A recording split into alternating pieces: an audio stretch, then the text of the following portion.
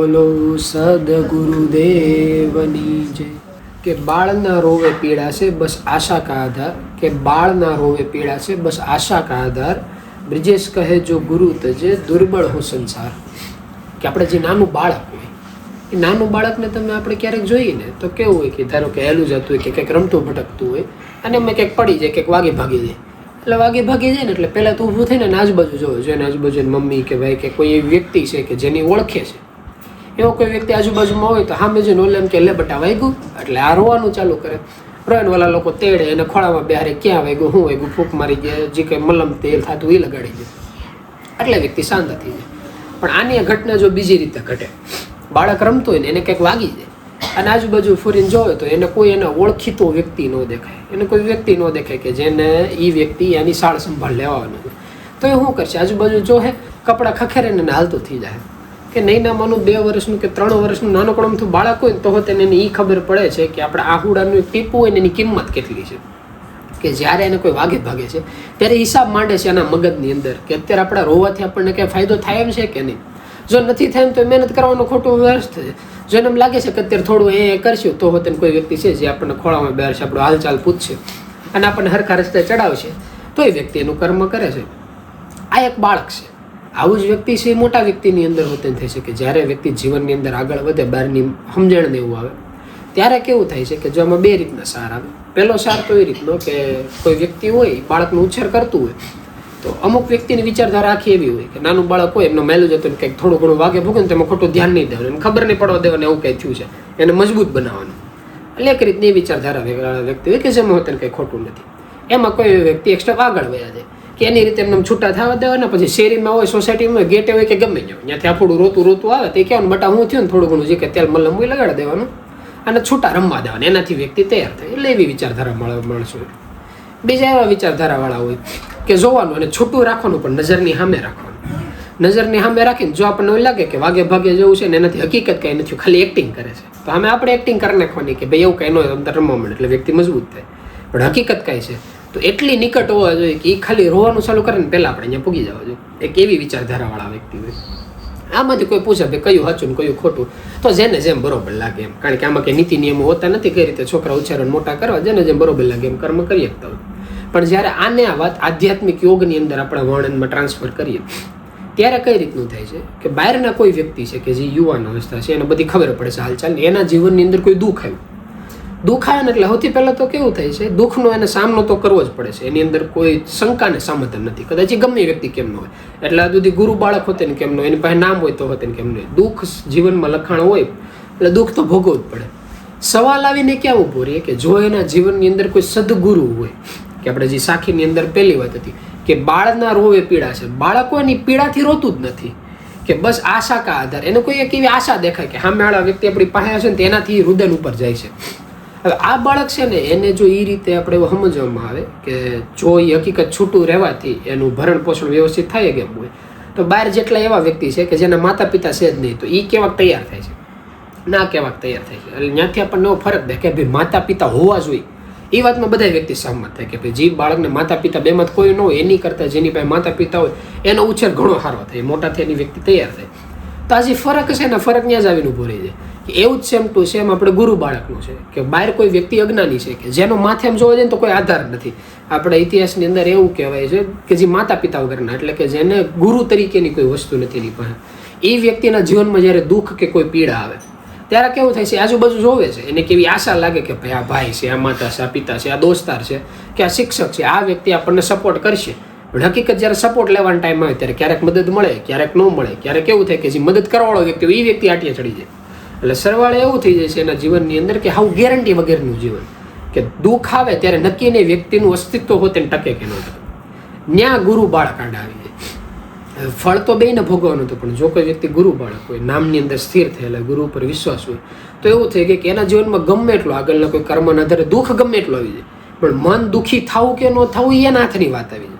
જ્યારે આ વાત આપણને ખ્યાલ આવી જાય, જે ઘડીક પહેલાં જ આપણે ઘણા સત્સંગની અંદર વાત કરતા હતા, ઇતિહાસ ફોડીને જોવો તો મીરાબાઈનું કેવું એવું સારું દસ્તાન લખેલું છે કે એના જીવનમાં આ દુઃખ આવ્યા, આ દુઃખ આવ્યા, આ દુઃખ આવ્યા, પણ હકીકત સામે મીરાબાઈ બેઠા ને એને કોઈ વ્યક્તિ પૂછીને જોવે તો ઓલા વ્યક્તિ એમ કે દુઃખ ઈ કેને કહેવાય, એના જીવનમાં એને ખ્યાલ જ ન થતો કે દુઃખ કેને કહેવાય, એટલે કારણ કે એનું મન નામની અંદર સ્થિર છે. એને જે રોહિત એને જે એના ગુરુ મળી ગયા, એને જે સમજણ આપી, સમજણની અંદર જીતી ગયા છે. એટલે એવું કહેવાય છે કે બ્રિજેશ કહે જો ગુરુ તજે. જો કોઈ વ્યક્તિ એવું થાય કે ગુરુને તજી દે, કે ગુરુને છોડી દે, તો એવું થાય કે દુર્બળ હો સંસાર. જેવી રીતે માતા પિતા વગરનો બાળકનો જેવો ઉછેર થાય છે ને, એવા અજ્ઞાની જેટલા વ્યક્તિ જોવા જાય ને આ બધાનો ઉછેર આ રીતે જ થાય છે. કે વ્યક્તિને ખાલી વહેમ એવો કે આજે ઘડીક પહેલા અમે ઘરે હતા ત્યારે વાત કરતા હતા કે બીજા વ્યક્તિની વાત કરતા, પછી વાત કરતા કરતા પોતાની જ વાત કરતા હતા કે આપણે હોત જિંદગી જેવી છે ને ઓલા ભગવાન ભરોસે ન જીવતા હોય એની જેવું છે. કે પ્રભુ ઘણી વખત વાત કરે જ્યારે રસ્તા ઉપર જતે ઓલા બીજા વ્યક્તિ ગાડીઓ હાંકતા હોય, ટુ વ્હીલ હાંકતા હોય, ફોર વ્હીલ હાંકતા હોય, પ્રભુ ઘણી વખત કે આ લોકો એમ જ જિંદગી છે જાણ કે આ તો એના શ્વાસ ચાલુ છે ને એટલે હાલે છે. બાકી આ જે રીતે વાહન વ્યવહાર રાખે છે ને એ પ્રમાણે ક્યાં કોઈ ઉકલી જાય ને નક્કી ન હોય. હાવ એટલે હાવ રામ ભરોસે. ફરક એટલો કે એને ખબર નથી, એને એમ છે કે પોતે જ કરતા ધરતા કુદરત પોતે છે. અને નામવાળા વ્યક્તિને એ ખબર હોય કે ભાઈ કર્મ છે ને એનું ફળ ભોગવવું પડે. એટલે એને લીધે ફળ ભોગવતા ભોગવતા જો નામના આધાર નિમિત્ત હોય તો કેવી કેપેસિટી જોઈને આવે. કે ઓલા નથી કહેતા કે કીડીને તાવ આવે, હાથીને તાવ આવે, આ બેના તાવનો ફરક હોય. ઓલાની કેપેસિટી જોઈને આવે. ન્યાજી ગુરુનો આદેશ છે ને આ કામ લાગે. એ એવા જ સમય શરીરની અંદર કે સંસારની અંદર દુઃખને એવું નાખે કે જ્યારે વ્યક્તિને પાટા ઉપર ચડવાનો સમય હોય. કારણ કે સીધી વાત છે, ઘડીક પહેલા વાત કરતા કે ભાઈ અજ્ઞાની મન મનુષ્યનું જ્યારે શરીર લેવું ત્યારે ગમે એવો ત્રિકાળ જ્ઞાની આત્મા હોય, ગમે એટલો આગળ પડતો આત્મા હોય, જ્યારે જન્મ લે ત્યારે તેને વિસમૃતિ થઈ જવાની છે. પછી અલબેલી નગરી આ સમાજની અંદર જ્યારે મોટા થાય ત્યારે કર્મના આધારે માતા પિતા કોઈ પણ હોય, ભાઈ બંધુ કોઈ પણ હોય, ગમે એવા વ્યવહારની અંદર એ મોટા થતા હોય. મોટા થતા થતા એના રંગ એની અંદર લાગવાના જ છે. એમાં જાણતા અજાણતા કોઈ એકાદા બે કર્મ થઈ ગયા. જ્યારે ભોગવવાનો સમય હોય ત્યારે જો ગુરુ બાળકની નિકટ હોય ત્યારે એ લોકોને એવો ફાયદો થાય છે કે એની જેટલી કેપેસિટી હોય ને એટલું જ એની અંદર દુઃખ આવે. ઘણી વખત એવું થાય દુઃખ આવીને વહી જતો હોય તેને એની ખ્યાલ જ નથી હોતો. એટલે આપણે એમ કે એવું થોડું હોય પણ એવું તમને ખૂણે ખાસ કે જવા મળે ઘણી જગ્યાએ હોતી કે ભાઈ કોઈ નાનું બાળક છે એ જ્યારે દુઃખી થાય ત્યારે એને જ ખબર જ નથી હોતી, એને માતા પિતાને બધું પ્રોબ્લેમની ખબર હોય. તો એ જે દુઃખ ભોગવીને વહી જાય છે ને એનો ખ્યાલ જ નથી રહેતો. આ વસ્તુ શીખવાની જરૂર છે. નકર ઘણી વખત તો એવું થાય કે એક વખત એક ગુરુનો આશ્રમ હોય. એ જે વાતચીત છે ને એ બહુ જૂના સમયની નથી, અત્યારના સમય પ્રમાણે જે ટેકનોલોજીવાળો સમય હોય કે ફોરેનની એની સિસ્ટમ એ પ્રમાણનો આશ્રમ હોય. એટલે અહીંયા જે ગુરુ મહારાજ એની રીતે માર્ગદર્શન દેતા હોય, સત્સંગ સભા રીતની હાલતી હોય. એમાં એવું કીધેલું હોય કે ક્યારે કોઈ પણ વ્યક્તિ ગમે પ્રશ્ન હોય, મૂંઝવતો હોય તો એ આવીને એની રીતે પ્રશ્ન પૂછી શકે. એકલામાં પૂછ્યો તો એકલામાં પૂછી શકે, અને પબ્લિકમાં પૂછ્યો તો પબ્લિકમાં પૂછી શકે. તો આ લોકો એની રીતે સવાલના જવાબ આપી શકે. એમાં થાય એવું એક વખત કે એમાં જે ભેખધારી જે સાધકો, એટલે એવા સાધકો કે જે 24 કલાક ગુરુની ભેગા જ હોય. એ લોકો ખાલી એમ પાણીનો ઈશારો કરે ને તો ઓલા લોકો પાણી લાવીને તૈયાર કરે. જે વસ્તુમાં કંઈક સેવા ચાકરી કરવાની એટલે બાજુમાં જ બેઠા હોય. કોઈ પણ વ્યક્તિ આવે ગમે સવાલ પૂછે, આ વ્યક્તિ ખાલી શાંતિથી સાંભળે, ઓલા લોકો જવાબ દે શાંતિથી એ સાંભળે. તેમાં એક વખત એક જોડકું આવે. એટલે જોડકું આવે ને અત્યારના સમય પ્રમાણનો સમય હોય એટલે જોડકું સવાલ પૂછે કે એમાં છે એવું કે અમારી ઉંમર જે બહારના જે બીજા વ્યક્તિ છે ને એની કરતાં ઉંમર થોડીક વધી ગઈ હતી. જ્યારે લગ્નનો એનો સમય આવ્યો ત્યારે નવી પેઢી કેમ કે ભાઈ આ ઉંમરની થોડુંક જીવનમાં સેટલ થઈ જાય, કે મહિના એટલો કમાતા થઈ જાય પછી લગ્ન કરે. એટલે એના લીધે નોર્મલ કરતાં 2-3 વર્ષ એમાં લગ્નમાં હારા નબળું કરવામાં આવ્યું. પછી જ્યારે સંતાન પ્રાપ્તિનો સમય આવ્યો ત્યારે હું નક્કી કર્યું કે અત્યારે એકની જગ્યાએ બે ભેગા કર્યાથી ઘર માંડાલે છે, 2-5 વર્ષ જવા દઈને પછી સંતાન પ્રાપ્તિ કરવાનો પ્લાન કરીએ. તો અમુક વ્યક્તિ એમ કહે છે કે ભાઈ સમય કરી નાખો, અમુક વ્યક્તિ એમ કહે છે વહેલા મોડું કરો. તો આમાં કરવું હું કઈ વસ્તુ પાલન કરવી. એટલે જો એટલે ગુરુ મહારાજ હોય ને એવી સમજણ દેતા એ વ્યક્તિને વાત કરે કે જો અમને તો ખ્યાલ આવે કે ભાઈ ઘરમાં 2 સદસ્ય છે, 2 કમાવશો એટલે તમારી રીતે ઘર સંસાર હાલે છે.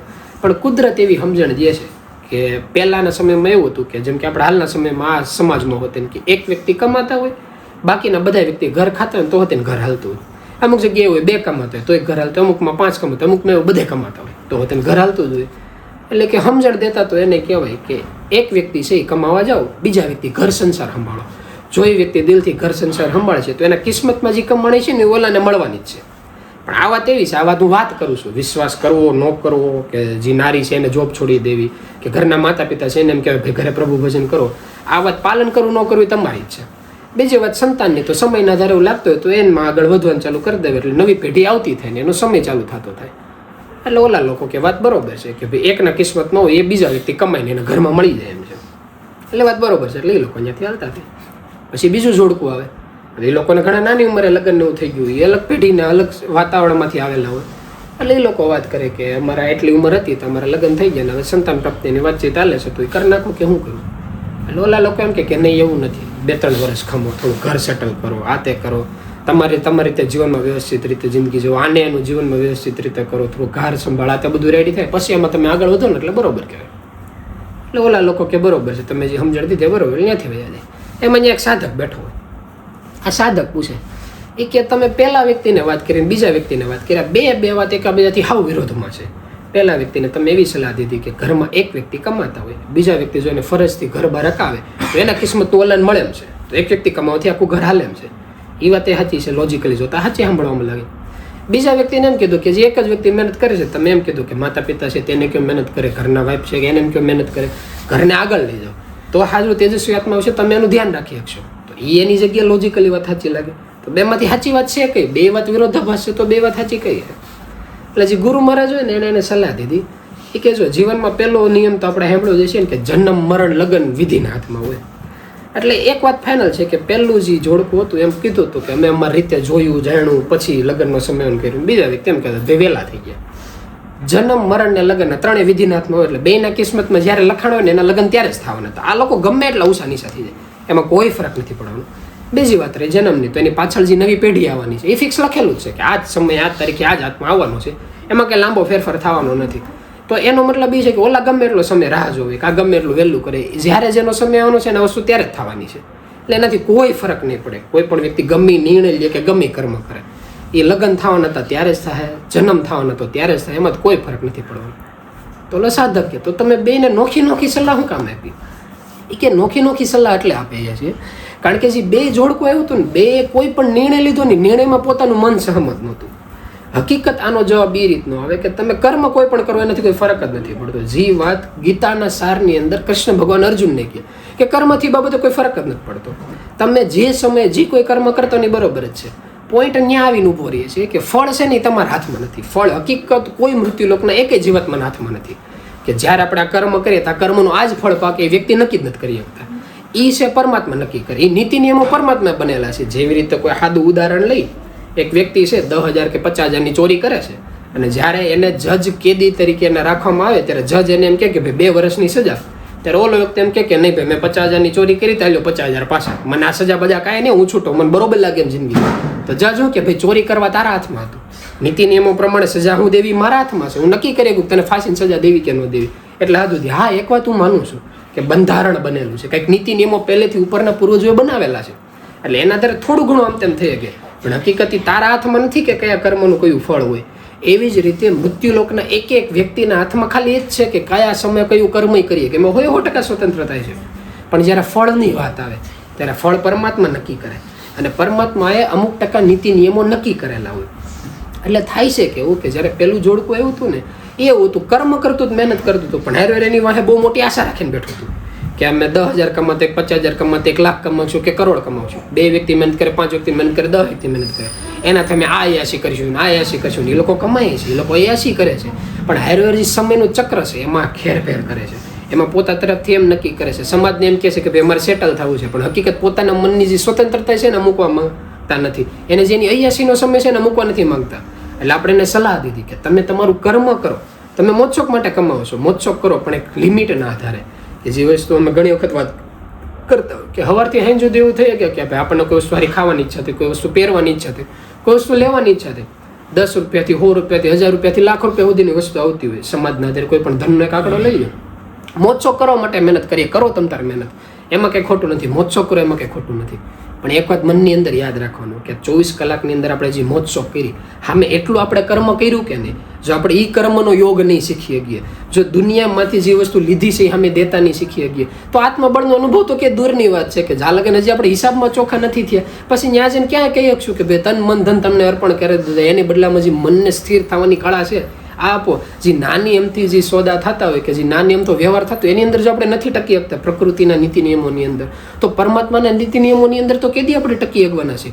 જ્યારે આ વાતનો આપણને ખ્યાલ આવી જાય ત્યારે જીવન જીવવામાં એવું થાય કે એટલે પહેલાં જોડકું તો એને એમ કીધું કે તમે મોજશોખ કરો છો પણ એક લિમિટ રાખીને કરો, ફરજ છે એને ચૂકીને કરો. બીજું સામે જોડકું હતું એને કેવું હતું ફરજ પાલન કરવા નથી, પણ ફરજ માટે પછી આગળનો કોઈ રસ્તો નહોતો કરો કે નવી પેઢીને સલાહ સરકારની જરૂર પડે એની માટે એને કંઈ કરવું જ નહોતું. એટલે એવું થાય કે જે કોઈ ઘરની રૂઢિ હોય એની રીતે બરોબર હોય, પણ જ્યારે વ્યક્તિ કન્ફ્યુઝ થઈ જાય, જ્યારે એને ખ્યાલ ન હોય, જ્યારે એને માર્ગ હરખો ન દેખાય ત્યારે વ્યક્તિ સલાહ લેવા આવ્યા હોય ત્યારે સલાહ દેતી વખતે એને એક જ સલાહ દેવાની હોય કે તમે જે કર્મ કરો ને એમાં કંઈ ખોટું નથી, પણ કર્મ કરતી વખતે જે મન છે ને એને સ્મરણની અંદર લગાડો. અને ક્યારે એવો વિચાર કર્યો આપણે કર્મ કરતી વખતે મનને સ્મરણની અંદર લગાડવાનું શું કામ કહે છે? કર્મ કરતી વખતે મનને સ્મરણમાં લગાડવાનું એટલે જ કહે છે. એના બે કારણ છે. પહેલું તો કારણ એ કે વ્યક્તિ જ્યારે મનથી સ્મરણ કરતો હોય, શરીર એનું કર્મ કરતું હોય ને, ત્યારે કર્મ કરતી વખતે એનું જે ફળ આવવાનું હોય ને એની ઈચ્છા વ્યક્તિને ન હોય. કે જેવી રીતે મોટા ભાગનું ખબર નહીં બહારના કોઈ વ્યક્તિને એવું હોય કે નહીં, પણ જનરલી મારે એવું થતું કે પરીક્ષા દેવાની હોય વાંચવાનું હોય ત્યારે વાંચતી વખતે ખાલી એટલે જ વાંચવાનું હોય, કારણ કે આપણી ફરજ છે વાંચવાની. નહીં કે એટલે કે વાંચતી વખતે આપણે વિચારીએ કે જો આ સવાલ કાલે પેપરમાં આવી જાય તો આખા સવાલનો જવાબ દઈ દો, કાલે પરીક્ષામાં મારા એટલા માર્ક્સ આવી જાય, એનાથી આપણે ટોપર થવું કે ફોટો લાગશે. એ વિચારે ન ચડવાનું. એનું કામ છે સમયે વાંચવાનું, ત્યારે વાંચવાનું જોઈએ. કે જેવી રીતે કોઈ વ્યક્તિ હીરા ઘાય છે, ધંધાની અંદર છે, ત્યારે હીરા ઘાતી વખતે એ વિચાર ન કરવાનો કે આ હીરા ઘઉં છું, આમાંથી એટલા કમાવું, આ કમાવું તો મહિને એટલા ભેગા થાય, મહિનાથી એટલા ફરશું, એમાંથી એટલા રૂપિયા નાખશું, એ નાખશું. એ એટલો એને વિચાર કરવાનો સમય જ નથી. એને એટલો જ સમય છે કે સામે જે પથ્થર છે એને ગહવાનું છે, સામે જે કસ્ટમર આવે એને ધ્યાન રાખવાનું છે. એના નજર સામે જે વસ્તુ છે ને, શરીર એટલું જ કામ કરવા બનેલું છે, નાનકડું ઊમથું મગજ છે, એનું ખોટું પ્રેશર દઈને આગળનું ભવિષ્યની ચિંતામાં નહીં લગાડવાનું. જે થોડું ઘણું કામ કરવા માટે શરીર બનેલું છે, મગજ બનેલું છે, એટલું એને કરવા દેવાનું. અને બાકીની જે બધી શક્તિ છે ખાલી નામના સ્મરણની અંદર લગાડી દેવાની. એટલે જેવું મન સ્થિર થાય એટલે એનાથી જે કર્મનો યોગ છે ને આ ખુલી જાય, જે કર્મનું બંધન છે ને આ છૂટી જાય. કારણ કે કર્મ તો એટલે કરતા હતા કારણ કે શરીરને કરવું પડતું હતું, મનને તેની કે હાજરી હતી ને. આ પહેલો ફાયદો. બીજો ફાયદો એ કે મનના સ્મરણથી જે નામ છે એ સ્મરણથી સમજણ વધે. અને સમજણ એક એવી વસ્તુ છે કે કોઈ વ્યક્તિ પાસે કરોડોની અબજોની સંપત્તિ હોય અને કોઈ વ્યક્તિ પાસે ખાલી ખાધા પૂરતો હોય, તો તેમ ખાધા પૂરતો વ્યક્તિ જે જીવનમાં આગળ વધી શકે એવા ઓલા વ્યક્તિ નથી વધી શકતા. કે જે આપણે ઉદાહરણમાં ખેડે બતાવે કે ઘડીક પહેલાં જ ગનામામાં જે વાત કરતા હતા કે કોઈ એક જગ્યાએ નાનકડી વસ્તુ ધારવાની વાત આવે કે જે ખાવાનું ભોજનની વાત આવે કે અત્યારે એનો થાળ પહેલાં ધારે બીજી કોઈ પણ વસ્તુ કરતા.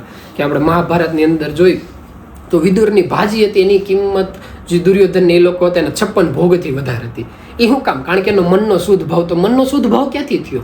કોઈ વ્યક્તિ એમ કે વાસણ છે ગંદુ છે, આ ચોખ્ખું થઈ ગયું. તો ચોખ્ખું ક્યાંથી થયું? ચોખ્ખું ત્યાંથી થયું જ્યારે એને પાણીના નળની નીચે રાખવામાં આવ્યું.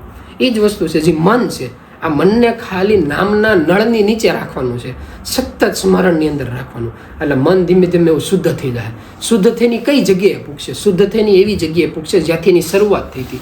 ક્યાંથી શરૂઆત થઈ હતી? મનની શરૂઆત થઈ હતી જ્યારે શરીરનું પ્રાગટ્ય થયું. શરીરનું પ્રાગટ્ય ક્યારે થયું હતું? જ્યારે નાનકડું બાળક હતું. આ નાનકડા બાળકના અંદર જેવું મન હોય ને એવું મન આપણું લઈ જવાનું હોય. કે જેને રાગ દ્વેષ આ કોઈ વસ્તુ એને લેવા દેવાની, તેની ખાલી ઈચ્છાથી ઊભું થઈને દોડીને ઓલા પણ જવું એટલે શરીરને ઊભું થઈને દોડીને વહી જાય. એ એની રીતે કર્મ કરતો હોય શરીર. મનને એને કાંઈ લેવા દેવાનું. જ્યારે આવું જીવન થાય ત્યારે સમજવું કે આપણા જીવનના જે લેખા જોખા હતા શાંત થવા મળે. જે હકીકત મૃત્યુલોકમાં આપણે કરવા આવ્યા હતા આ કરી નાખ્યું. જે નામની કિંમત હતી કે આપણે એમ કે પરમાત્મા આપણી ભેગા, પરમાત્મા વાળા નથી કહેતા કે ભગવાન ભેગો હતી હું વ્યક્તિએ કાંદો કાઢી લીધો. એમ જે હકીકત લાવો લેવાનો હતો આ આપણે લાવો લે. જે ફાયદો હતો ફાયદો થઈ ગયો. એટલે એવું કહેવાય છે કે જીવનની અંદર એ એક ધ્યાન રાખવાનું, નામ છે ને એનું ધ્યાન રાખવાનું, સ્મરણનું ધ્યાન રાખવાનું, ગુરુના કયામાં રહેવાનું. એ લોકોએ કીધું આમ કરવાનું એટલે પછી 2 મિનિટ વિચારવાનું ન હોય, શાંતિથી વસ્તુ કરી નાખવાની હોય. અને એટલે જ એવું કહેવાય છે કે જ્યારે કર્મ કરતી વખતે એક પિક્ચર હોતે છે પાયરેટ્સ ઓફ ધ કેરેબિયન નામે, જો કોઈ જોયેલું હોય તો એની અંદર જે મેન વ્યક્તિ છે ને એનો એક એવો ડાયલોગ હોતે છે કે not all treasures are in silver and gold made. એનો મતલબ એ રીતનો થાય કે જીવનની અંદર બધા ખજાના સોના અને ચાંદીના રૂપના નથી હોતા. મતલબ એ આખું પિક્ચર લૂંટેરાનું છે. અને જે મેન હીરો હોય ને એમાં વચ્ચે એ એક વખત એવો ડાયલોગ મારે કે જ્યારે બધા ખજાનાની પાછળ ભાગતા હોય ને ત્યારે એમ કે જિંદગીના બધા ખજાના સોના અને ચાંદીના રૂપમાં નથી હોતા. જ્યારે આ વસ્તુ આપણને સમજાય છે ત્યારે ખ્યાલ આવે કે જ્યારે સવારે ઉઠીએ છીએ ત્યારે 2 આંખ હરખી હાલે છે, 2 હાથ હરખા કામ હાલે છે, ઘર કહેવા માટેનું કોઈ વ્યવસ્થિત ઘર છે. એની સિવાય પરમાત્મા એવું મન આપ્યું. એથી એક સ્ટેપ ઉપર આગળ જાય તેવો સદગુરુનો ભેટો થયો. એનાથી એક સ્ટેપ ઉપર આપણે આગળ જાય તો મંત્ર છે આ આપણને મળ્યું. મંત્રનું સ્મરણ કરવાની સમજણ એવી. સત્સંગ સભામાં બેહવાનો સમય મળ્યો. બાકી વ્યવહાર અને સમાજ તો એને જ રાખવાનું છે. એવા મેં વ્યક્તિઓ કેટલા એવા જોયેલા છે કે જેની પાસે એમ કે આ અઠવાડિયા કામ આવ્યું, આ બીજમાં કામ આવ્યું, પૂનમમાં કામ આવ્યું. છેલ્લે તમે આ તો હાજરી પત્રક હાલતો નથી. બધા હાજરી પત્રક જો ને આખા વરમાં 1 દિવસ ભાઈ નો હોય. વરમાં 1 દિવસ એવો ન હોય કે જેને કોઈ વસ્તુને એનું કામ આડું ન આવી ગયું. તો હોતે વ્યક્તિ 2 કલાક આપણને સમય મળે છે મનને સ્મરણમાં લગાડવાનો, ગુરુને નજર સામે રાખવાના, પરમાત્માનું દર્શન કરવાનો સમય મળે છે. એ પરમાત્માને એક બલિહારી જ કહેવાય. એની માથે કોઈ શબ્દ નથી હોતા. એટલે આ વસ્તુ આપણને મળી છે. એનું એક ધ્યાન રાખવાનું.